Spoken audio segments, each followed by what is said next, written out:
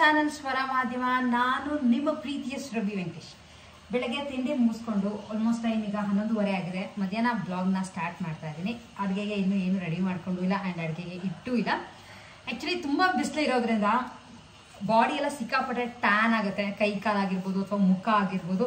ಬೇರೆ ಆಚೆ ಕಡೆ ಸಿಗೋವಂಥ ಕ್ರೀಮ್ನ ಯೂಸ್ ಮಾಡೋದು ಅಂದರೆ ಟ್ಯಾನ್ ರಿಮೂವ್ ಮಾಡ್ಕೊಳ್ಳೋಕ್ಕೆ ನಾನು ಮನೆಯಲ್ಲೇ ಒಂದು ಟ್ಯಾನ್ ರಿಮೂವರ್ ಪೌಡರ್ ಥರ ರೆಡಿ ಮಾಡ್ಕೋತೀನಿ. ಬೇಕು ಅಂದಾಗ 3 ದಿನಕ್ಕೊಂದ್ಸಲ ಅಥವಾ 1 ವಾರಕ್ಕೊಂದ್ಸಲ ಆರಾಮಾಗಿ ಮೊಸರು ಹಾಗೆ ಜೇನುತುಪ್ಪ ಹಾಕಿ ಅದನ್ನ ಮಿಕ್ಸ್ ಮಾಡಿ ಅಪ್ಲೈ ಮಾಡಿಕೊಂಡು ಒಂದು 10-15 ನಿಮಿಷ ಕೈ ಮೇಲೆ ಅಥವಾ ಎಲ್ಲಿ ನಿಮಗೆ ಟ್ಯಾನ್ ಆಗಿರ್ತೋ ಅಲ್ಲಿ ಬಿಟ್ಬಿಟ್ಟು ವಾಶ್ ಮಾಡೋದು ಅಷ್ಟೇ. ಸೊ ಹೇಗೆ ಟ್ಯಾನ್ ಪುಡಿ ಮಾಡ್ಕೋತೀನಿ ಅನ್ನೋದನ್ನ ಇವತ್ತು ನಿಮ್ಗಳಿಗೂ ತೋರಿಸ್ತೀನಿ. ಆ್ಯಂಡ್ ತುಂಬ ಸಿಂಪಲ್ ಆಗಿ ಮನೆಯಲ್ಲೇ ಸಿಗೋವಂಥ ಅಂದರೆ ಅದು ಅಡುಗೆ ಮನೆಯಲ್ಲೇ ಸಿಗೋವಂಥ ಇಂಗ್ರೀಡಿಯೆಂಟ್ಸ್ನ ಯೂಸ್ ಮಾಡಿಕೊಂಡು ಟ್ಯಾನ್ ಪೌಡರ್ ಹೇಗೆ ಮಾಡೋದು ಅನ್ನೋದನ್ನ ನಿಮ್ಗಳಿಗೂ ತೋರಿಸ್ತೀನಿ. ಮನೆಯಲ್ಲಿ ಟ್ಯಾನ್ ರಿಮೂವಲ್ ಪೌಡರ್ನ ಮಾಡ್ಕೊಳ್ಳೋಕ್ಕೆ ಒಂದು ಸ್ವಲ್ಪ ಅಕ್ಕಿ ತೊಗೊಂಡಿದ್ದೀನಿ. ಅಕ್ಕಿ ಜೊತೆ ಮಸೂರ್ ದಾಲ್ ತೊಗೊಂಡಿದ್ದೀನಿ. ಇದು ಯೂಶಲಿ ಎಲ್ಲ ಗ್ರಾಸರಿ ಸ್ಟೋರ್ಗಳಲ್ಲೂ ಸಿಗುತ್ತೆ ಈ ಮಸೂರ್ ದಾಲ್. ಇವೆರಡನ್ನು ಸೇರಿಸ್ಕೊಂಡು ಮಿಕ್ಸಿಗೆ ಹಾಕಿ ನುಣ್ಣಗೆ ಫಸ್ಟು ಪುಡಿ ಮಾಡ್ಕೊಂಡಿದ್ದೀನಿ. ಇದಕ್ಕೆ ನೀರೆಲ್ಲ ಏನು ಹಾಕಕ್ಕೆ ಹೋಗ್ಬಿಡಿ, ಯಾಕೆ ನಾವು ಪೌಡರ್ ಮಾಡ್ಕೊತಿರೋದ್ರಿಂದ ನೀರು ಹಾಕ್ದಂಗೆ ಇದನ್ನು ಪೌಡರ್ ಥರ ರುಬ್ಕೊಂಡಿದ್ದೀನಿ. ಇಷ್ಟಾದಮೇಲೆ ಇದಕ್ಕೆ 2 ಸ್ಪೂನಷ್ಟು ಕಡಲೆ ಹಿಟ್ಟು ಹಾಗೆ 1 ಸ್ಪೂನಷ್ಟು ಅರಿಶಿನ. ನೀವು ಇದನ್ನೆಲ್ಲ 1 ಸ್ಪೂನ್ 2 ಸ್ಪೂನ್ ನಿಮಗೆ ಎಷ್ಟು ಬೇಕೋ ಅಷ್ಟು ಮಾಡ್ಕೋಬೋದು. ಇದ್ರ ಜೊತೆ 1 ಸ್ಪೂನಷ್ಟು ಕಾಫಿ ಪುಡಿನ ಹಾಕ್ಕೊಂಡಿದ್ದೇನೆ. ಇಷ್ಟನ್ನು ಹಾಕಿ ಕ್ಲೀನಾಗಿ ಗಂಟುಗಳೆಲ್ಲ ಇಲ್ದಂಗೆ ಮಿಕ್ಸ್ ಮಾಡಿ ಇಟ್ಕೋಬೋದು. ಆ್ಯಂಡ್ ಇದು ಮಿಕ್ಸ್ ಮಾಡಿದ್ದಾದಮೇಲೆ ಒಂದು ಬಾಟ್ಲಿಗೆ ಹಾಕಿ ಒಂದು 2 ರಿಂದ 3 ತಿಂಗಳು ಆರಾಮಾಗಿ ಇದನ್ನು ಸ್ಟೋರ್ ಮಾಡ್ಕೋಬೋದು. ಸೊ ಪೌಡರ್ನ ರೆಡಿ ಮಾಡಿ ಇಟ್ಕೊಂಡಿದ್ದೇನೆ.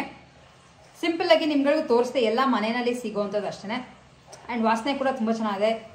ಕಾಫಿ ಪೌಡರ್ ಹಾಕಿರೋದ್ರಿಂದ ನಿಮ್ಮ ಮನೆಯಲ್ಲಿ ಬೈ ಚಾನ್ಸ್ ಮುಲ್ತಾನಿ ಮಿಟ್ಟಿ ಅಂತ ಸಿಗುತ್ತೆ, ಅದು ಇದ್ರೆ ಅದನ್ನ ಸಹ ಆ್ಯಡ್ ಮಾಡ್ಕೋಬೋದು. ಬಟ್ ನನ್ನ ಹತ್ರ ಖಾಲಿಯಾಗಿ ಹೋಗ್ಬಿಡಿತ್ತು, ಸೊ ಹಾಗಾಗಿ ಅದು ಒಂದನ್ನ ಸ್ಕಿಪ್ ಮಾಡಿದ್ದೀನಿ ಅಷ್ಟೇ.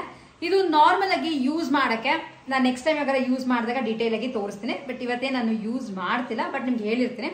1 ಸ್ಪೂನಷ್ಟು ನಿಮಗೆ ಎಷ್ಟು ಟ್ಯಾನ್ ಆಗಿದೆಯೋ ನೋಡಿಕೊಂಡು 1 ಸ್ಪೂನಷ್ಟು ಈ ಪೌಡರ್ನ ತೊಗೊಂಡು ಇದಕ್ಕೆ ಸ್ವಲ್ಪ ಮೊಸರು ಹಾಗೆ ಜೇನುತುಪ್ಪ ಹಾಕಿ ಕಲಿಸ್ಕೊಂಡು ಅಪ್ಲೈ ಮಾಡೋದು ಅಷ್ಟೇ. ಇದು ಅದು ಒಣಗೋಗುತ್ತೆ. ಒಣಗದ ಮೇಲೆ ನಿಮಗೆ ತಣ್ಣೀರು ಹಾಕೊಂಡು ತೊಳ್ಕೊಳ್ಳೋದು ಅಷ್ಟೇ. ತುಂಬ ಸಿಂಪಲ್ ಆಗಿ ಚೆನ್ನಾಗಿ ವರ್ಕ್ ಆಗುತ್ತೆ. ಟ್ಯಾನ್ ಆರಾಮಾಗಿ ರಿಮೂವ್ ಆಗುತ್ತೆ. ಅದು ಇಲ್ಲಿ ಮೂಗ್ ಹತ್ರ ಎಲ್ಲ ನಿಮಗೆ ಜಾಸ್ತಿ ಇದ್ರೆ ಟ್ಯಾನ್ಗಳೆಲ್ಲ ಆರಾಮಾಗಿ ರಿಮೂವ್ ಮಾಡ್ಕೋಬೋದು. ಆ್ಯಂಡ್ ಬ್ಲ್ಯಾಕ್ ಹೆಡ್ಸ್ ಇದ್ರೂ ಸ್ವಲ್ಪ ಲೈಟಾಗಿ ಹೋಗುತ್ತೆ, ಫುಲ್ ರಿಮೂವ್ ತಕ್ಷಣಕ್ಕೆ ಅಂತ ಆಗಲ್ಲ. ಹಾಗೆ ಇದೆಲ್ಲ ಯೂಸ್ ಮಾಡಬೇಕಾದ್ರೆ ಕಂಟಿನ್ಯೂಸ್ ಆಗಿ ನೀವು ಯೂಸ್ ಮಾಡ್ತಿರ್ಬೇಕು. ಒಂದ್ಸಲ ಮಾಡಿಬಿಟ್ಟು ನಂಗೆ ಫುಲ್ಲು ಚೆನ್ನಾಗಿ ರಿಸಲ್ಟ್ ಬರಲಿ ಅಂತ ಎಕ್ಸ್ಪೆಕ್ಟ್ ಮಾಡೋಕ್ಕೆ ಆಗಲ್ಲ.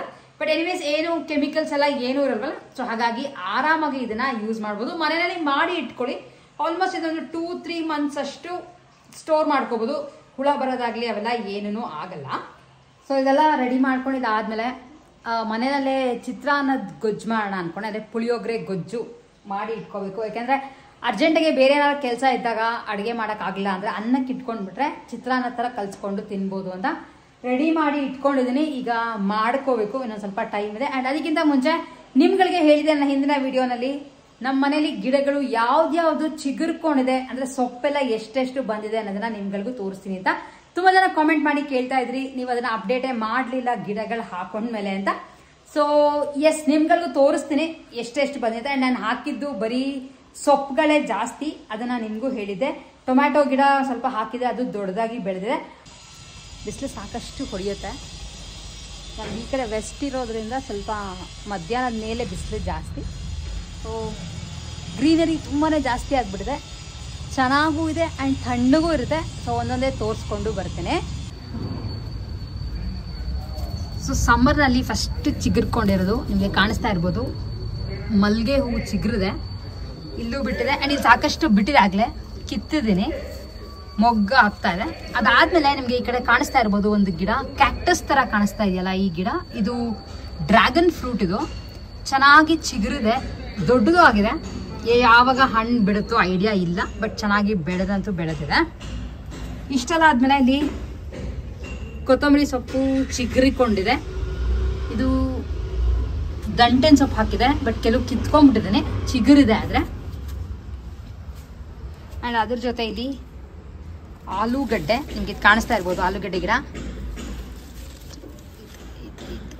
ಇದು ಆಲೂಗಡ್ಡೆ. ಇದು ಇಲ್ಲಿಂದ ಕೆಳಗಡೆಯಿಂದ ಒಂದು ಕೊಳ್ತೋಗಿತ್ತು ಅಂತ ಹಾಕಿದ್ದೀನಿ, ಗಿಡ ಬಂದಿದೆ. ಆ್ಯಂಡ್ ಇವೆಷ್ಟು ಚಿಗುರ್ಕೊಂಡಿರೋದು ದಂಟಿನ ಸೊಪ್ಪನೆ. ಇಲ್ಲೂ ಇದೆ ದಂಟು, ದಂಟಿನ ಸೊಪ್ಪು ಸಾಕಷ್ಟು ಬಿಟ್ಟಿದೆ. ಆ್ಯಂಡ್ ಮಧ್ಯ ಮಧ್ಯ ಪಾಲಕ್ ಎಲೆಗಳಂತೂ ತುಂಬ ದೊಡ್ಡದಾಗಿದೆ. ಇದು ಮತ್ತೆ ದಂಟು, ಇವೆಲ್ಲ ದಂಟೆ ಜಾಸ್ತಿ ಬಿಟ್ಬಿಟ್ಟಿದೆ. ಆ್ಯಂಡ್ ಈ ಪಾಲಕ್ ನೋಡಿ, ಒಂದೊಂದು ಎಲೆ ಎಷ್ಟೆಷ್ಟು ಅಗ್ಲಕ್ಕೆ ಬಿಟ್ಟಿದೆ ಪಾಲಕ್ ಸೊಪ್ಪು. ಆ್ಯಂಡ್ ಇದೆಲ್ಲ ಪಾಲಕ್ ಹಾಕಿನಿ, ಅದೇನೋ ಚಿಗುರ್ಕೋತಾ ಇದೆ. ಆ್ಯಂಡ್ ಇವೆರಡರಲ್ಲಿ ಕೊತ್ತಂಬರಿ ಸೊಪ್ಪು ಕಿತ್ತಕ್ಕೆ ಸ್ಟಾರ್ಟ್ ಮಾಡಿದ್ದೀನಿ ಆಗಲೇ. ಫ್ರೆಶ್ ಆಗಿದೆ, ಮೇಲ್ಮೇಲೆ ಕಟ್ ಮಾಡ್ಕೊಂಡ್ರೆ ಸಾಕು, ಫುಲ್ ಏನು ಕಿತ್ಕೋಬೇಕು ಅಂತೇನಿಲ್ಲ. ಸಪೋಟ ಬೀಜ ಹಾಕಿತ್ತು ಸುಮ್ಮನೆ ನೋಡೋಣ ಅಂತ, ಅದೆಲ್ಲ ಚಿಗುರ್ಕೊಂಡಿದೆ. ಆ್ಯಕ್ಚುಲಿ ಬೇರೆ ಕಡೆ ಹಾಕಬೇಕು ತೆಗೆದು, ನೋಡಿ ಚಿಕ್ಕದಾಗಿ ಬರ್ತಾ ಇದೆ. ಇದು ಮತ್ತೆ ಮಲ್ಲಿಗೆ ಗಿಡ ಕಟ್ ಮಾಡಿದೆ, ಹಾಗಾಗಿ ಎಲ್ಲ ಇವಾಗ ಚಿಗುರ್ತಾ ಇದೆ. ಸಮ್ಮರ್ ಇರೋದ್ರಿಂದ ಮೋಸ್ಟ್ಲಿ ಬಿಡ್ಬೋದು ಅಂತ ಅನ್ಕೋತೇನೆ. ಇದು ರಾಗಿ ಪೈರಲ್ಲಿ ಖಾಲಿ ಇತ್ತು ಅಂತ ರಾಗಿ ಮಾಲ್ಟ್ ಮಾಡ್ಕೊಂಡಲ್ಲ ಹುರಿ ಇಟ್ಟು, ಅವಾಗ ಸೀದೋಗ್ಬಿಡ್ತು ಒನ್ ಟ್ರಿಪ್. ಅದನ್ನು ಇವನು ತೆಗೆದ್ಬಿಟ್ಟು ಗಿಡಕ್ಕೆ ಹಾಕಿದ. ಆ್ಯಂಡ್ ಅದೆಲ್ಲ ಚಿಗುರ್ಕೊಂಡಿದೆ, ನಿಮಗೆ ಕಾಣಿಸ್ತಾ ಇರ್ಬೋದು ರಾಗಿ ಇದು. ಆ್ಯಂಡ್ ಈ ಕಡೆ ಟೊಮ್ಯಾಟೊ ಸಾಕಷ್ಟು ಹೂವಾಗಿದೆ. ಟೊಮ್ಯಾಟೊ ಮೋಸ್ಟ್ಲಿ ಬಿಡೋಕ್ಕೆ ಸ್ಟಾರ್ಟ್ ಆಗ್ಬೋದು ಅಂತ ಅನ್ಕೋತೀನಿ. ನೋಡಿ ಇಷ್ಟೊಂದು ಹೂಗಳಿದೆ. ಆ್ಯಂಡ್ ಆ್ಯಸ್ ಯೂಶುವಲ್ ಕರ್ಬೇವಿನ ಸೊಪ್ಪು ತುಂಬ ದೊಡ್ಡದಾಗಿದೆ. ಆ್ಯಂಡ್ ಇದು ಕಟ್ ಮಾಡಿ ಹಾಕಿತ್ತು, ಮತ್ತು ಡ್ರ್ಯಾಗನ್ ಫ್ರೂಟ್ ಎಲೆ ಕಟ್ ಮಾಡಿ ಹಾಕಿದೆ ಅಷ್ಟೇ. ಇದು ಉದ್ದಕ್ಕೆ ಬೆಳ್ಕೊಂಡು ಹೋಗಿದೆ ನೋಡಿ, ಅಲ್ಲಿವರೆಗೂ ಬೆಳೆದಿದೆ.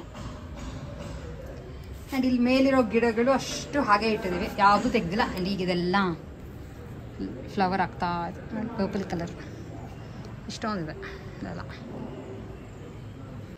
ಆ್ಯಕ್ಚುಲಿ ಸುಮಾರು ದಿನ ಆಯಿತು, ಅಂದರೆ ಸೊಪ್ಪೆಲ್ಲ ಅಂಗಡಿಯಿಂದ ತೊಗೊಂಡು ಬಂದು ಇಲ್ಲಿ ಬಿಟ್ಟಿರೋದನ್ನೇ ಮೇಲ್ ಕಟ್ ಮಾಡಿಕೊಂಡು ಯೂಸ್ ಮಾಡ್ತಾ ಇದ್ದೀನಿ. ಲೈಕ್ ಸರಿದು ಬರ್ತಾ ಇದೆ, ಆರಾಮಾಗಿ ಫ್ರೆಶ್ ಆಗಿರುತ್ತೆ. ತುಂಬ ತೊಳಿಬೇಕು, ಏನೇನೋ ಹಾಕಿ ಬೆಳೆಸಿರ್ತೀವಿ, ಸಿಕ್ಕಾಪಟ್ಟೆ ಮಣ್ಣಿರುತ್ತೆ, ಇವೆಲ್ಲ ಏನೂ ಇಲ್ಲ.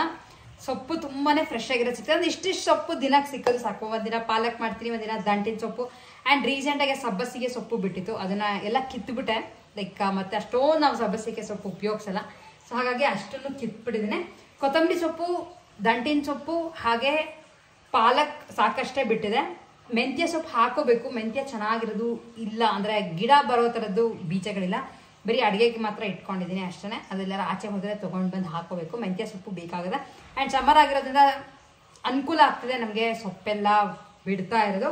ಸೊ ನಿಮ್ಮ ಮನೇಲಿ ಚಿಕ್ಕ ಪಾಟ್ಗಳು ವೇಸ್ಟ್ ಇದೆ, ಅದರ ಬಾಸ್ಕೆಟ್ಗಳು ಈ ಥರ ಎಲ್ಲ ಇದ್ದರೆ ಈ ಥರ ಸೊಪ್ಪನ್ನ ಆರಾಮಾಗಿ ಬೆಳ್ಕೋಬೋದು. ಒಂದು ಸಲಕ್ಕೆ 30 ರೂಪಾಯಿ ಕಟ್ ಕೊಟ್ಟು ಒಂದೇ ಸಲಕ್ಕೆ ತರೋ ಬದಲು ನೀವು 30 ರೂಪಾಯಿ ಕೊಟ್ಟು ಬೀಜಕ್ಕೆ ಇನ್ವೆಸ್ಟ್ ಮಾಡಿದ್ರೆ ಆಲ್ಮೋಸ್ಟ್ ಒಂದು 5-6 ಸಲದಷ್ಟು ಫ್ರೆಶ್ ಆಗಿರುವಂಥ ಸೊಪ್ಪು ಮನೆಯಲ್ಲಿ ಕಿತ್ಕೊಂಡು ಯೂಸ್ ಮಾಡ್ಕೋಬೋದು. ಇವತ್ತು ಸಂಜೆ ಡ್ರೈ ಫ್ರೂಟ್ ಮಿಲ್ಕ್ ಶೇಕ್ ಮಾಡೋಣ ಅಂತ ಅನ್ಕೊಂಡಿದ್ದೀನಿ. ಡ್ರೈ ಫ್ರೂಟ್ ಹಾಗೆ ತಿನ್ನೋದು, ಮಿಲ್ಕ್ ಶೇಕ್ ಥರ ಕುಟ್ಕೊಂಡು ವಾಕಿಂಗ್ ಅಥವಾ ಜಿಮ್ಗೆ ಹೋದರೆ ಸ್ವಲ್ಪ ಆರಾಮಾಗೂ ಇರುತ್ತೆ. ಆ್ಯಂಡ್ ಬೇಸಿಗೆ ಇರೋದನ್ನ ಸ್ವಲ್ಪ ನೀರಿನ ಅಂಶ ಹೋದರೆ ಒಳ್ಳೇದು ಅಂತ ಮಿಲ್ಕ್ ಶೇಕ್ ಮಾಡೋಣ ಅಂತ ಅನ್ಕೊಂಡಿದ್ದೀನಿ. ಹೇಗೆ ನಾನು ಮಾಡ್ತೀನಿ ಅದನ್ನು ನಿಮ್ಗಳಿಗೂ ತೋರಿಸ್ತೇನೆ. ಆ್ಯಕ್ಚುಲಿ ಸ್ವಲ್ಪ ಹಾಲು ತೊಗೊಂಡಿದ್ದೀನಿ, ಹಾಲು ಜೊತೆ ಇದಕ್ಕೆ ನೀರು ಮಿಕ್ಸ್ ಮಾಡಿದ್ದೀನಿ. ಇದರೊಳಗೆ ಸ್ವಲ್ಪ ಗೋಡಂಬಿ, ಒಂದು 5 ಬಾದಾಮಿ, ಒಂದು ಸ್ವಲ್ಪ ಒಣ ದ್ರಾಕ್ಷಿ, ಪಂಪ್ಕಿನ್, ಒಂದು ಸ್ವಲ್ಪ ಸನ್ಫ್ಲವರ್ ಸೀಡ್ಸ್, ಹಾಗೆ ತುಂಬ ಇಲ್ಲ, ಒಂದು 4 ಪಿಸ್ತ ಹಾಕೀನಿ. ಒಂದು 2 ಕಡ್ಡಿ ಕೇಸರಿ, ಇದು ಕಲರು ಬರುತ್ತೆ ಆ್ಯಂಡ್ ಒಳ್ಳೆಯದು ಅಂತ. ಸೊ ಇಷ್ಟೇ ಹಾಕಿರೋದು. ಇಷ್ಟನ್ನ ಒಂದು 1 ಅವರ್ ಅಷ್ಟು ನೆನೆಸ್ಬಿಟ್ಟು ಆಮೇಲೆ ಮಿಕ್ಸಿಗೆ ಹಾಕೋತೀನಿ. 1 ಅವರ್ ಅಷ್ಟು ಹಾಲಲ್ಲಿ ಡ್ರೈ ಫ್ರೂಟ್ ನೆನೆಸಿದಾದಮೇಲೆ ನಿಮಗೆ ಕಲರ್ ಕೂಡ ಚೇಂಜ್ ಆಗಿದೆ, ನಾನು ಕೇಸರಿ ಹಾಕಿರೋದ್ರಿಂದ. ಒಂದು ಮಿಕ್ಸರ್ ಜಾರ್ಗೆ ಒಂದು ಉದ್ದ ಬಾಳೆಹಣ್ಣನ್ನು ಹೆಚ್ಚಿಬಿಟ್ಟು ಹಾಕೋತಾ ಇದ್ದೇನೆ. ಇದಾದಮೇಲೆ ಇದಕ್ಕೆ ನೆನೆಸಿಟ್ಟಿರುವಂಥ ಹಾಲು ಜೊತೆ ಡ್ರೈ ಫ್ರೂಟ್ಸ್ ಅಷ್ಟು ಹಾಕೋತಾ ಇದ್ದೀನಿ. ಮತ್ತು ನೀರು, ಬೇರೆ ಸಕ್ಕರೆ ಎಲ್ಲ ಏನೂ ಮಿಕ್ಸ್ ಮಾಡ್ತಿಲ್ಲ.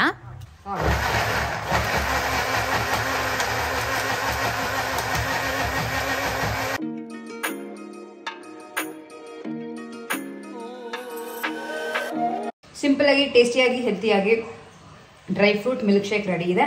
ನಾನು ಇದಕ್ಕೆ ಸಕ್ಕರೆ, ಬೆಲ್ಲ ಎಲ್ಲ ಏನೂ ಯೂಸ್ ಮಾಡಿಲ್ಲ. ಒಂದು ಬಾಳೆಹಣ್ಣು ಹಾಕ್ಕೊಂಡಿದ್ದೀನಿ. ನಿಮಗೆ ಬಾಳೆಹಣ್ಣು ಬೇಡ ಅಂತ ಅನ್ಸಿದ್ರೆ ಖರ್ಜೂರ ಅಥವಾ ಅಂಜೂರ ಈ ಥರದ್ದು ಹಾಕಿ ಸ್ವೀಟ್ ಬರೆಸ್ಕೋಬೋದು. ಅಥವಾ ಅದು ಸರಿ ಹೋಗೋದೇ ಇಲ್ಲ ಅಂದರೆ ಬೆಲ್ಲ ಪರವಾಗಿಲ್ಲ, ಅಷ್ಟು ಸಕ್ಕರೆನ ಅವಾಯ್ಡ್ ಮಾಡೋದು ಒಳ್ಳೆಯದು. ಏಕೆಂದರೆ ಡ್ರೈ ಫ್ರೂಟ್ಸಲ್ಲಿ ಇರೋವಂಥ ನ್ಯೂಟ್ರಿಷನ್ಸ್ ಎಲ್ಲ ಸಕ್ಕರೆ ಜೊತೆ ಸರಿ ಹೋಗಲ್ಲ, ಸೊ ಆ್ಯಂಡ್ ಒಳ್ಳೆಯದು ಅಲ್ಲ. ಹಾಗಾಗಿ ತುಂಬ ಚೆನ್ನಾಗಿದೆ, ಟೇಸ್ಟಿಯಾಗೂ ಇರುತ್ತೆ. ಯಾಕೆಂದರೆ ಬಾಳೆಹಣ್ಣು ಒಂದು ಇಡೀ ಹೆಂಗಿದ್ರು ದಿನ ಒಂದು ಹಣ್ಣು ತಿಂದೇ ತಿಂತೀವಿ, ಅದ್ರ ಬದಲು ಈ ಥರ ಮಿಲ್ಕ್ ಶೇಕ್ ಮಾಡಿಕೊಂಡು ಕುಡಿಬಿಡು. ಆ್ಯಂಡ್ ಚಿಕ್ಕ ಮಕ್ಕಳಿಗೆ ಎಸ್ಪೆಷಲಿ ಕುಡಿ. ಸಮ್ಮರ್ನಲ್ಲಿ ಬೇರೆ ಯಾವುದಾದ್ರು ಆಚೆಯಿಂದ ತರುವಂತ ಜ್ಯೂಸ್ಗಳನ್ನ ಎಲ್ಲ ಕೊಡೋ ಬದಲು ಈ ತರದ್ದು ಬೆಸ್ಟ್. ಯಾಕಂದ್ರೆ ಚಿಕ್ಕ ಮಕ್ಳಿಗೆ ಬೆಳವಣಿಗೆಗೆ ತುಂಬಾನೇ ಅನುಕೂಲ ಆಗುತ್ತೆ ಈ ತರದ್ದು ಡ್ರೈ ಫ್ರೂಟ್ ಮಿಲ್ಕ್ ಶೇಕ್ ಎಲ್ಲ. ಸೊ ಎಸ್, ಇದನ್ನ ಕುಡಿದು ನಾನೀಗ ಒಂದು ಸ್ವಲ್ಪ ಇನ್ನೊಂದು ಹಾಫ್ ಅನ್ ಅವರ್ ಅಥವಾ 1 ಅವರ್ ಬಿಟ್ಟು ಜಿಮ್ಗೆ ಹೋಗ್ಬೇಕು. ಸೊ ಇಷ್ಟು ಇವತ್ತಿನ ಒಂದು ವಿಡಿಯೋ ಆಗಿತ್ತು. ಹೋಪ್ ನಿಮ್ಗಳಿಗೆ ಇವತ್ತಿನ ಒಂದು ವಿಡಿಯೋ ಇಷ್ಟ ಆಗಿದೆ ಅಂತ ಅನ್ಕೋತೀನಿ. ವಿಡಿಯೋ ಇಷ್ಟ ಆಗಿದ್ರೆ ವಿಡಿಯೋನ ಲೈಕ್ ಮಾಡಿ, ಹಾಗೆ ನಿಮ್ಮ ಫ್ರೆಂಡ್ಸ್ ಅಂಡ್ ಫ್ಯಾಮಿಲಿ ಜೊತೆ ಶೇರ್ ಮಾಡಿ. ಇನ್ನು ಯಾರ್ಯಾರು ನಮ್ಮ ಚಾನಲ್ ಸ್ವರ್ಣ ಮಾಧ್ಯಮನ ಸಬ್ಸ್ಕ್ರೈಬ್ ಮಾಡಿದಾಗ ನೋಡ್ತಿದ್ರು ಫಸ್ಟ್ ಹೋಗಿ ಸಬ್ಸ್ಕ್ರೈಬ್ ಮಾಡಿ, ಪಕ್ಕದಲ್ಲಿ ಒಂದು ಬೆಲ್ ಐಕಾನ್ ಪ್ರೆಸ್ ಮಾಡಿದ್ರೆ ಯಾವುದೇ ವಿಡಿಯೋಗಳು ಹಾಕಿದ್ರು ನಿಮ್ಗಳಿಗೆ ನೋಟಿಫಿಕೇಶನ್ಸ್ ಬರುತ್ತೆ ಅಂಡ್ ನೀವು ವಿಡಿಯೋಗಳನ್ನ ನೋಡ್ಬೋದು ಅಂತ ಹೇಳ್ತಾ ಇವತ್ತಿನ ವಿಡಿಯೋನ ಎಂಡ್ ಮಾಡ್ತಾ ಇದ್ದೀನಿ. ಅಂಡ್ ನಮ್ಮ ಮನೆ ಗಿಡಗಳು ಹೇಗೆ ಬಂದಿದೆ ಅನ್ನೋದನ್ನ ನನಗೆ ಕಾಮೆಂಟ್ ಮಾಡಿ ತಿಳಿಸಿ. ಇನ್ ಯಾವ್ಯಾವ ತರ ವಿಡಿಯೋಗಳು ನಿಮ್ಗೆ ಬೇಕಾಗುತ್ತೆ ಅನ್ನೋದನ್ನು ನನಗೆ ಹೇಳಿ. ನೆಕ್ಸ್ಟ್ ವಿಡಿಯೋಲಿ ಮತ್ತೆ ನಿಮ್ಮೆಲ್ಲರನ್ನೂ ಮೀಟ್ ಮಾಡ್ತೀನಿ. ಅಲ್ಲಿವರೆಗೂ take care and bye bye.